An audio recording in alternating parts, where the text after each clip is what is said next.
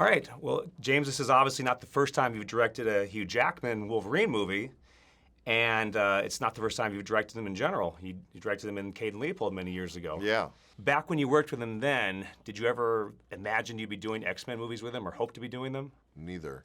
No? I had no idea that that's where I would land. When I did Cade and Leopold, it was right after the first X-Men came Right. out. So, first of all, I had no idea what would happen to that franchise. Sure.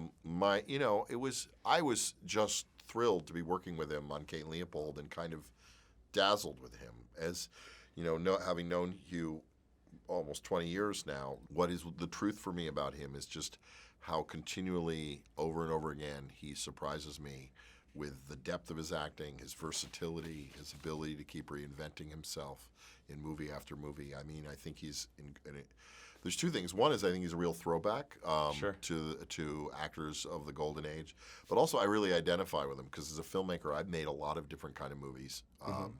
And his versatility is something that I think in some ways makes it sometimes harder for people to get a handle on him. Like, well, what is he? Is he an action guy? Is he a song? Because you think you have nailed, and then you don't really. Yeah. Well, it's much easier to write for journalists to write and make commentary about actors or directors who fit in a certain box. Sure. The master of horror, the action man, Right. the king of the western, whatever it is.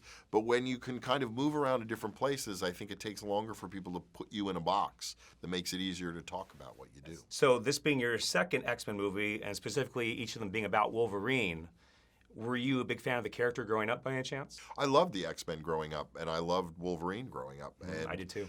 If anything, this movie, because I got a chance to start from scratch, was my attempt to try to find a tone that I felt in comics, a kind of, frankly, adult tone that I found in comics, that when we make the movies from comics, I think we tend to actually make them more childish than the comics. When I was 12, 13, 14 years old reading X-Men or The Flash or Superman or Spider-Man or World's Finest, Howard the Duck,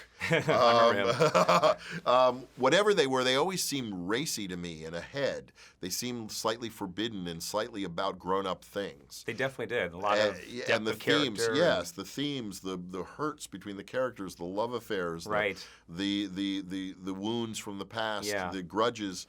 These all seem to be really viable, grown-up things that you could explore and live in these comics that somehow get a little airbrushed in the movies. And I felt like we should really try and go long and go deep on this one. Well, you most certainly have done that in the two movies, so I'm very impressed.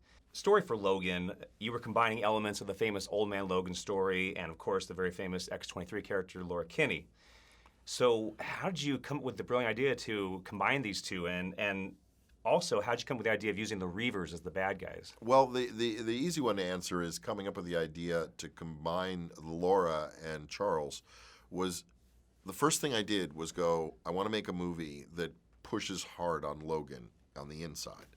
And then I said, well, what's he most frightened of? And what he's most frightened of is love. Love, yes. And so then... Connection.